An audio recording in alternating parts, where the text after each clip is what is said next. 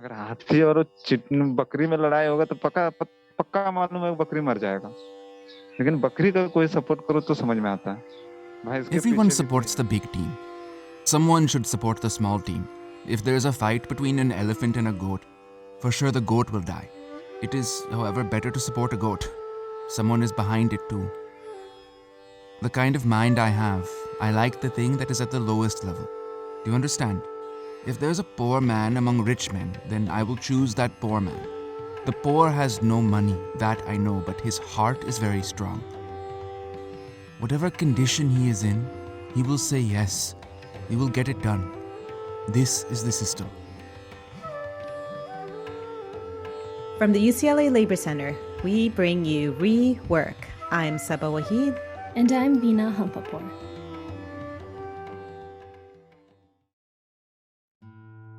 We all kind of moved into this unknown period when COVID first began. It really brought out how many of our infrastructures were really weak. And then kind of looking at just the impact of those same conditions in other parts of the world. You're reminded that this is a global situation. We're tied to people around the world because of this pandemic. For me, there was a big disconnect when we started to see the news about how bad it was with COVID in India. It was at the same time that things were getting better here in the US. I had a friend's dad who lives in India who called it the Devil's Diwali. Diwali is the festival of lights, normally a time of hope and new beginnings. And in this case, he was referring to the fire of the cremations. And I'm referring to the second wave of COVID earlier in 2021. But of course, there were widespread hardships due to COVID well before. In 2020, India's national lockdown led to millions of jobs disappearing pretty much overnight. There were issues with hunger and food deprivation, a lack of access to healthcare, and a lack of government support. Tens of millions of migrant workers struggled to get home, and hundreds died attempting the journey. And in 2021, with the second wave of COVID-19, migrant workers once again struggled to get home. To really watch this mass migration of workers, it's something that's glued to my brain. We were reached out by an organizer named Inayat Sabiki, who really wanted to highlight the story of migrant workers, particularly who were impacted by COVID. In this episode, we bring you the story of a migrant worker in India named Gulzar. Inayat conducted the interview along with Vaishnavi Nathan from Shawn, the Stranded Workers Action Network. मेरा नाम मोहम्मद गुलजार है, मेरा as 24 years है और तो मैं झारखंड का रहने वाला हूँ। मेरा गांव का नाम मांजर बुजुर्ग है। My name is Mohammed Gulzar and I'm 24 years old. I am from Jharkhand. My village is Manjar Buzurg, district Goda, block Basantre, but I grew up mostly in Mumbai. Gulzar is from a state in eastern India that is mostly rural, and about 40% of its population is living below the poverty line. Job options are limited, and most families have at least one member who migrates to the city for informal manual labor. When I was growing up, the situation was very grim for many people in my village. I did not get that much food to eat, and I suffered. And these days it's even worse. These days, children go around asking villagers for dinner in the evening. Every day they come to my home and they take the food and eat. Ever since I could remember, there was only one school, and there was also only one doctor named Saeed. People came there from far away to get treatment from him. So you can imagine the condition there when there is only one school for 20 to 25 villages and one doctor for 30 to 40 villages. It's really hot in Gulzar's village, reaching over 100 degrees in the summer. I have bound my house with flex. It is a blue plastic material that is used for walls and the roof. Then on top of that, we put dried rice stalks, basically haystacks which are soft material. In the mud house, it stays cool in the summer. Some people live their whole life with air conditioning. How do the villagers live their lives? Without even a fan. When Gulzar thinks back on his childhood, what he remembers is the flooding. Some used to put up such plastic sheets and so on in the rain. In 1999, there was a flood. Our families, like others, would save a little food for the future, some rice and so on.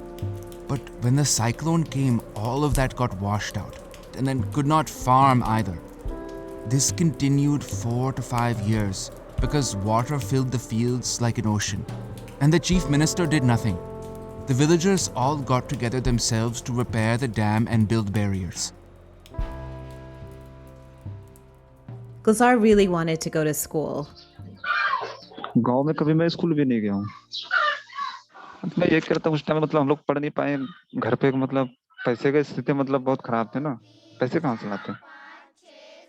I have never gone to school because I could not afford the school fees for enrollment. The money situation at home was very bad. From where would we get the money? Many people do not study, it's not just me. So the condition of my village is bad as kids are forced to be workers. Right now there are 400 houses in my village, but only 10 to 12 boys are studying. Only those who are connected to politicians or are a teacher's son have the ability to study. No real education is provided at the government school. Children and teachers go there, mark their presence, and leave. The teachers go to Market Square, drink a cup of tea, and go home. Meanwhile, the children keep playing. These days, everyone here has privately opened up their own schools. To attend it will cost 3,000 rupees a month. Which poor man can afford 3,000 rupees? Gulzar realized at a really young age that school was not going to be an option for him, and he realized instead that it was important to work and earn money for his family. In India, there's about 500 million migrant workers, and about 60 million of them often have to cross to other parts of the country, cross over states, in order to find work. एक बचपन से ही मतलब मैं कमा रहा हूँ।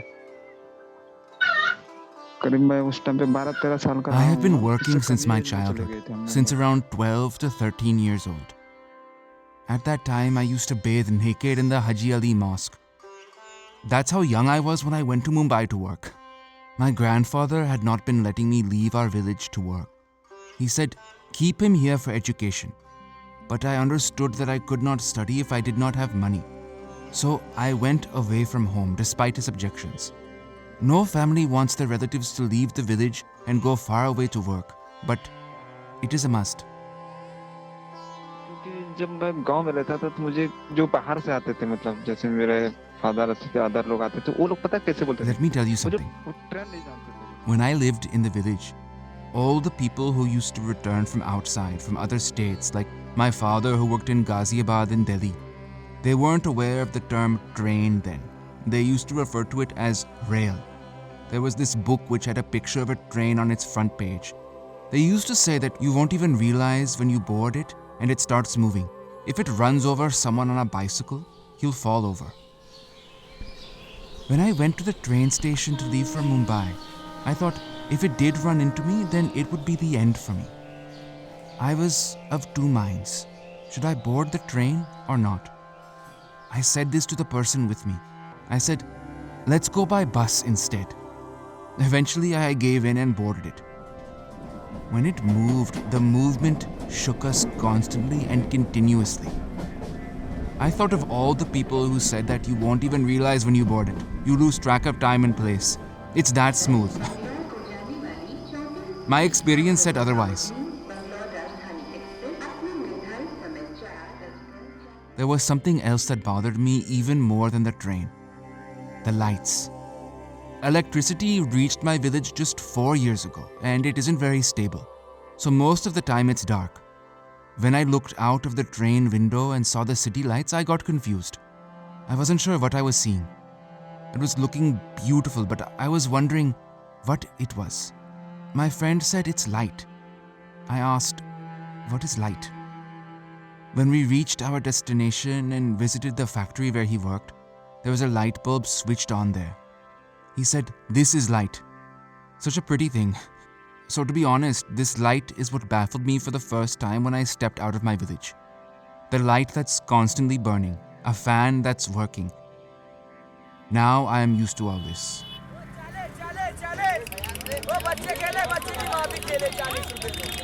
Mumbai is one of the largest cities in India. It's a hub of commercial activity. It's home to Bollywood and all of its movie stars. And when Gulzar finds work there, he's earning less than $1 a day. थोड़ा थोड़ा करके सीख लिया था तो वही है कुछ जरीलन का काम होता है ना आप समझते हैं जरीलन handwork I had learned a bit of embroidery in the village, so we went to try clothes designing work. We worked from 8:30 in the morning to 11 p.m. Whatever time remained after that, I used that time to learn the work. They paid 35 rupees per day. Then many such factories were closed and ceased to exist. So we started doing manual labor. Someone told us that you could earn more money in Goa, so we went to Goa. I started taking up labor jobs from the market. Suppose you need 2 workers, then you will go to the labor market and hire 2 people. They'll inquire, Gulzar, I need 2 guys. Would you come? Do you have any job in hand right now? This is how I find jobs. The contractor I work with on this job isn't going to keep me once I finish that job. Then I'll have to look for a job someplace else again and so on. We don't have any regular employment. There is no 20-year contract to work in one place only, no. Sometimes we're here, sometimes there. It means we have lots of friends. Maybe no one will have more friends than me in India because it keeps changing for us. Work anywhere, work as long as you can, and then when you're done, look for another place. This is the way it works. Whenever someone told us of a place where you could get paid more, we would go there. We would move anywhere there were hopes of earning more money. It means our life was running after money. If I am in Kadun Gate today, then tomorrow I'll be in Panjim, and the next day again I'll be in Anjana.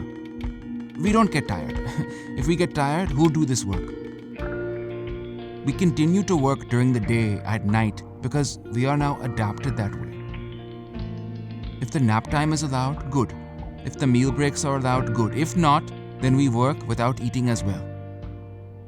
Gulzar had to move around a lot for work.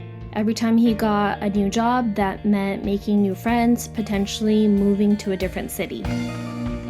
The conditions of work could really vary depending on, who he was working for and how they treated their workers. I actually don't like any job I do.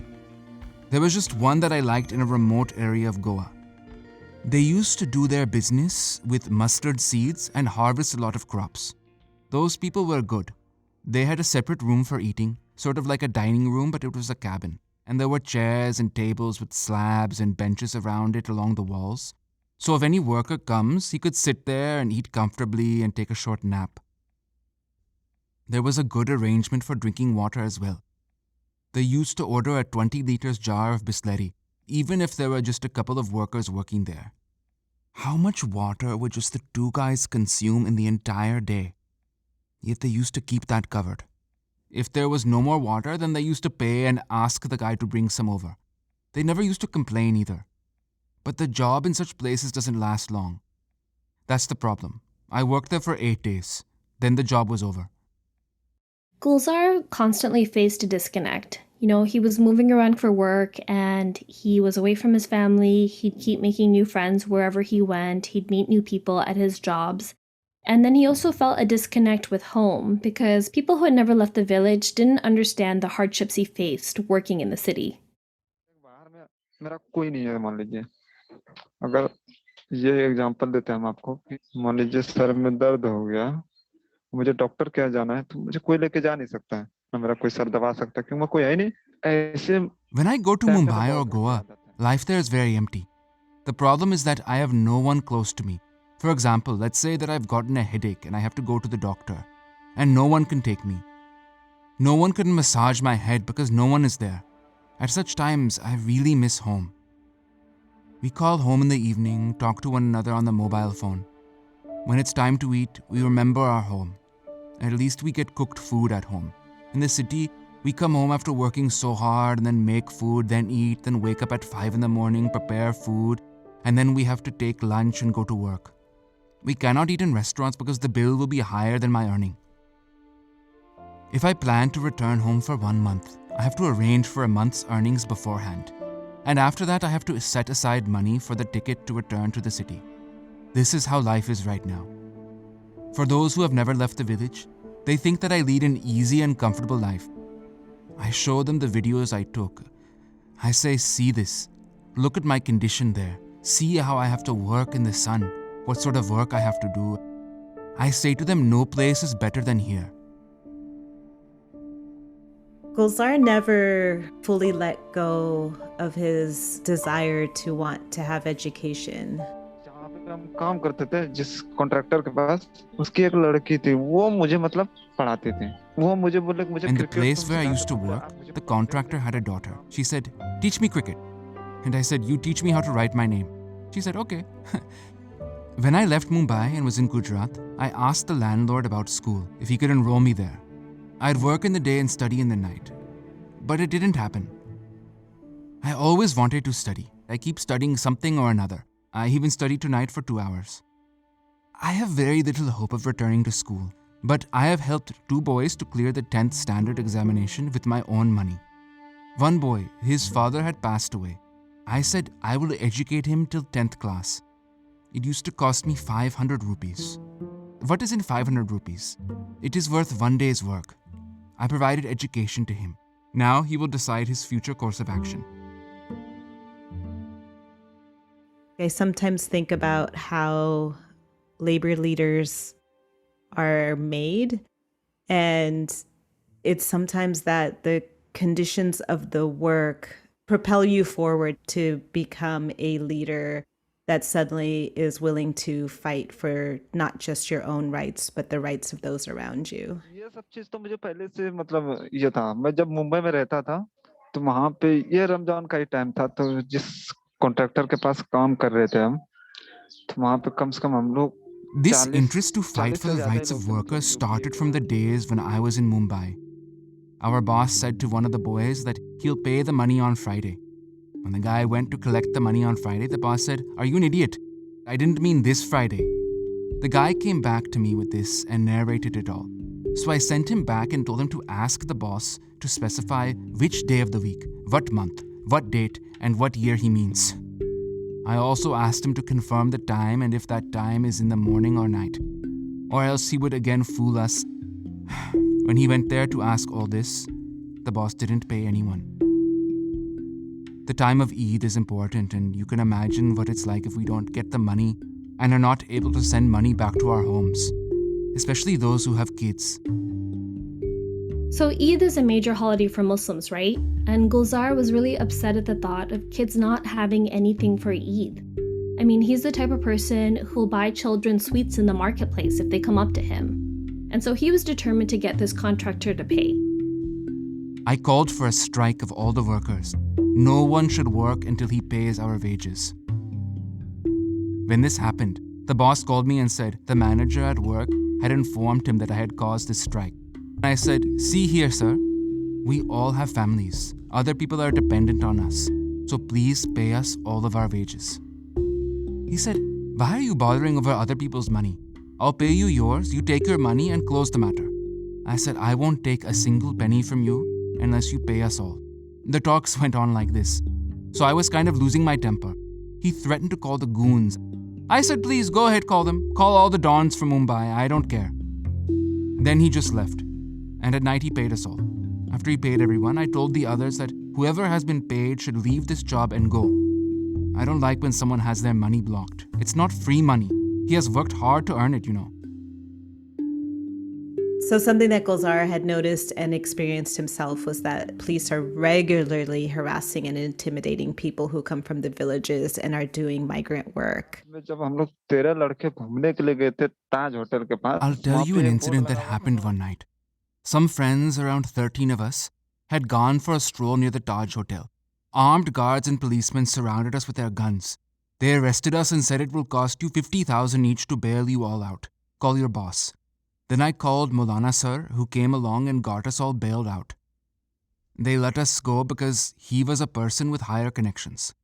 I met him in the factory where I used to work, and he used to stay in that area. I don't know what he liked about me, but he started looking after me and fed me.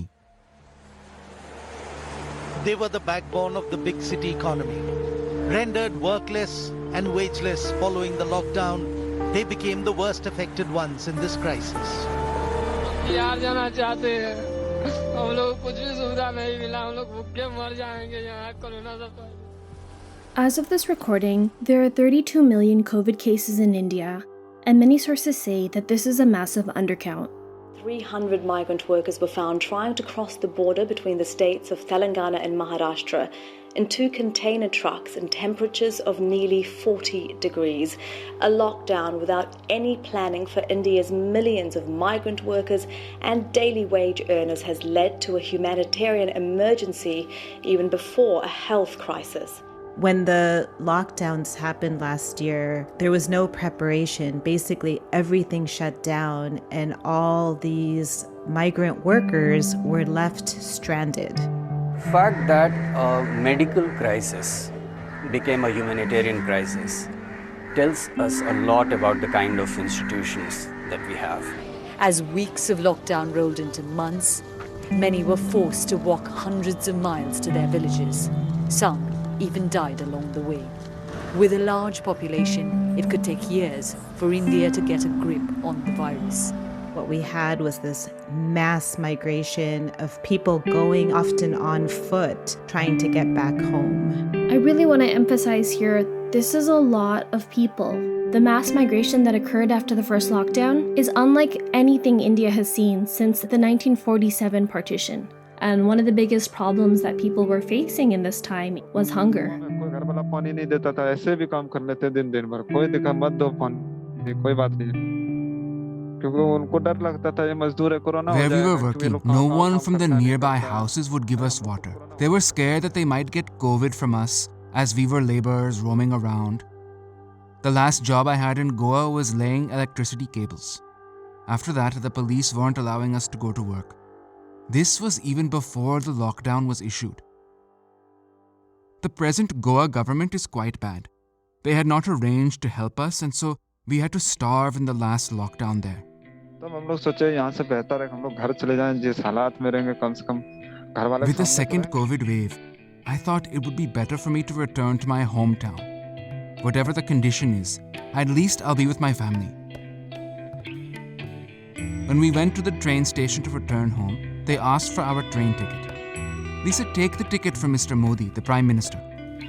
If there's no work and no one is getting paid, then how could we pay to get home? The government should let us ride the trains for free. The policeman finally said, go without the ticket. He thinks that if we leave from here, they'll be safe from coronavirus. That's why he's loading everyone onto the train like sheep. यहाँ पटना में आके पूछोगे कि दानापुर में कि ticket क्यों नहीं लेकर आया फाइन नहीं दिया हम लोग देंगे नहीं सबको लेके चलो जेल में भाई हमको वहीं अच्छा लगेगा बहुत सुकून When we reached Danapur, they asked us, why are you without a ticket? We said we will not pay the fine. Take everyone to jail. We'll like it there. We'll be comfortable. Where will they go with 35 people? Does the government have money to feed us all? So they let us go, and we returned home.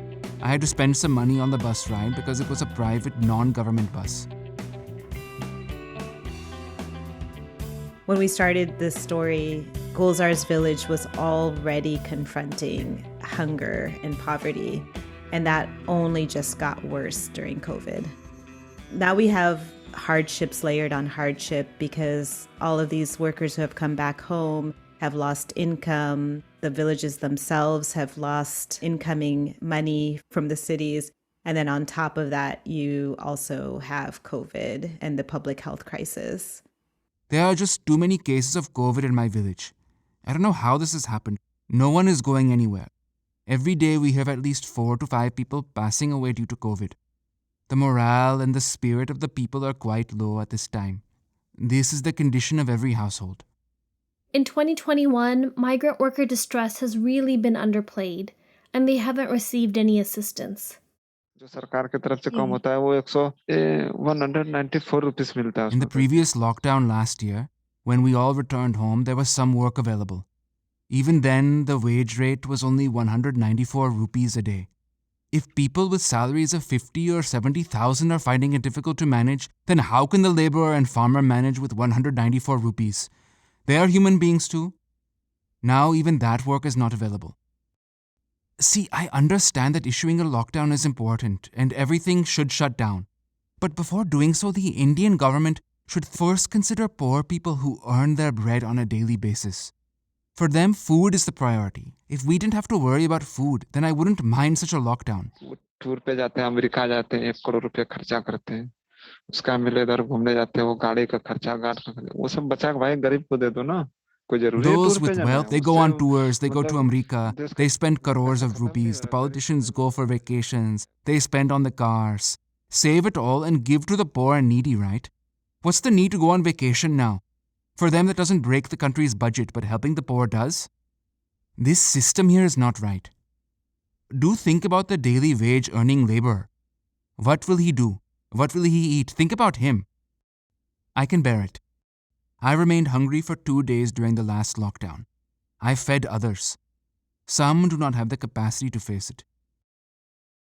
I am thinking that after Eid, I must go somewhere by the 20th, because there's no work here at all. If I don't go, all the food and life at my house will stop. For sure. This is our life, hand to mouth. Especially when there's often the lack of government infrastructure and support, non-governmental organizations come in and, not only fill the gap, but actually bring the visibility that we all need to understand what's happening. So it was really amazing to see an NGO like the Stranded Workers Action Network building leadership of the stranded workers themselves. A lot of the volunteers at Swan were largely from cities, upper caste, upper class, and they were connecting with the migrant workers themselves and sharing access to resources and information. Swan has fundraised and provided immediate cash relief, it's recorded experiences of workers which drove advocacy efforts, and it set up a fellowship for invested workers like Gulzar. Crisis can also create networks and community building, and you can really see that in the work that Gulzar started to do with Swan. There's no guarantee on how many more days you'll live.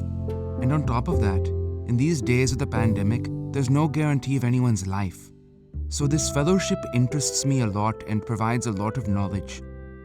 See, when you listen to multiple people, you think of things you never had thought of before. Poor people have a heart but not the rich. But if they join Swan, they'll come to know what the world is and what humanity is. They'll change and reform. Swan had a helpline, and through that, they were able to hear what migrant worker needs were. Many of them had barely 2 days of food rations left when they were calling. Some of them hadn't gotten paid. And the majority had at most 200 rupees in their pocket. मैं सोचता पता है ma'am क्या ये जो group चल रहा है, परेशान है या कोई गरीब है जिसके घर में खाने के लिए है, तो उस ग्रुप के थ्रू से मतलब I feel that Swan should go on forever. If someone is in distress, they supply them with some rations, some food items, or arrange for some money. Otherwise, it's a tough situation out there. This group should be registered as a government fund so that we'll get money to run it. For example, there are so many dying in this pandemic, and there's no money for treatment when one is alive. And then there's no money for cremation after someone dies. We could invest money for such causes to help those in financial distress. We saw both the chaos and crisis of the shutdowns. And so what do you think about at that point? हम लोग को सपना देखने का तो हक है, पूरा नहीं हो सकता है, ये तो टेंशन ही नहीं है. सपने में क्या देखें, क्या We दिमाग ही want to काम नहीं have करता, हम लोग dreams, को but they will never get fulfilled. What should we dream about? What we can think about is when the condition in Goa improves, I will buy a ticket, sit on the train for 4 days, earn some money, and my family will eat at home. That's it. That's it for dreams from people like me. If someone told me that they could turn me into anything that I wanted to be, I would try to become a police officer. I would purge the entire corrupt system. There's a liquor shop about 1 kilometer away from where I stay. There's a crowd there, given any time of the day or night. The police don't see a corona threat there. If some guy goes out on his bicycle to earn a living, to sell some groceries or vegetables, and a policeman sees him, they'll stop him. Then they'll throw his vegetables away, break his cycle, take all his money and leave. So if I ever get a chance, I'll be a police officer. For sure. I want to cure the system. You know, it's easy to forget how young Gulzar is given everything that he's gone through. He's only 24 years old, and for him, the worrying just doesn't stop. अभी मेरे पीछे 10-12 परिवार हैं. अगर I ये have a 2 family साल of के 10 to बच्चा- 12 people dependent on me. If this lockdown continues even for another 3 months or 6 months, then what happens to me? Daily wage earners like me, everyone knows that I can eat when I work. I have no savings or extra money. What happens to someone who's even poorer than me? Gulzar brings up so many issues that involved COVID and go beyond it.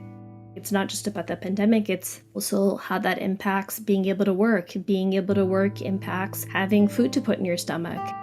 And he also mentions the mental and emotional stress that puts on caregivers and also the kids who don't have access to food. कि छोटे छोटे बच्चे हैं, क्योंकि बच्चे ये problem नहीं समझ सकते हैं कि यहाँ पे स्थिति इस टाइम का क्या है. या क्या Imagine चीज़ there are हो little रहा है. kids in your family.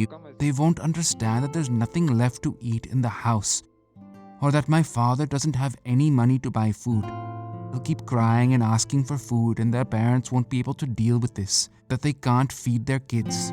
And in such a stressful fit, they may do something terrible with their lives. There was a woman who set herself ablaze and died of burn wounds. Her child, he was demanding food. From where she could have arranged for food? So this could happen, right? If this lockdown continues for 3-4 months. When the breadwinner for the house passes away, how does his house of 6 to 7 family members live? No one has a job here. You yourself think about it. Who can take care of them? You know, whether we're thinking about the global pandemic or the global economy or the global impact of climate change, how to nurture more of the fact that we are a global community. How can us, by understanding that what happens here has a huge impact on what's happening over there, how can we better work off of those connections? कुछ नहीं होता है दुनिया में. देखिए, गरीब के बारे में आदमी सिर्फ सोच ही सकता है. मुझे लगता है कोई कुछ करता नहीं है. ये जितना ये वो एक नेता Look around the होते हैं, world. वो आते हैं. Everyone हाँ, only हाँ, इस thinks बात में about मैं poor आपको people in protection नहीं poverty, है. but no one does anything much for them. These political leaders, they always promise that everything will improve later. After listening to my story, if someone who has heard me tries to take action or is a part of the system himself and improves his work and makes others improve their work, then it will lead to some justice. If I want to break the wall, mere thinking is not going to break it. I'll have to work hard. Then it will break. सोचने से क्या फायदा है? मुझे मालूम है कि मैं घर दीवार तोड़ना है. अगर मैं सोचता रहूंगा कि उसको तोड़ना है तो टूट नहीं सकता है. उसको तोड़ना पड़ेगा, मुझे मेहनत करना पड़ेगा, तब वो टूट सकता है.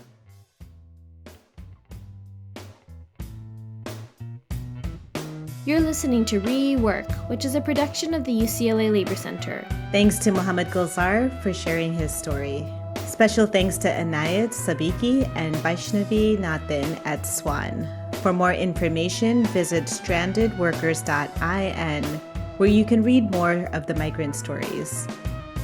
This episode included music from Elephants with Guns. Find them at elephantswithguns.com. Voiceover work was done by Shawn, Jain, and translation by International Contact. This episode was produced by Inayat Siddiqui, Vaishnavi Nathan, Veena Hampapur, and Saba Wahid. Sound design and editing by Veena Hampapur.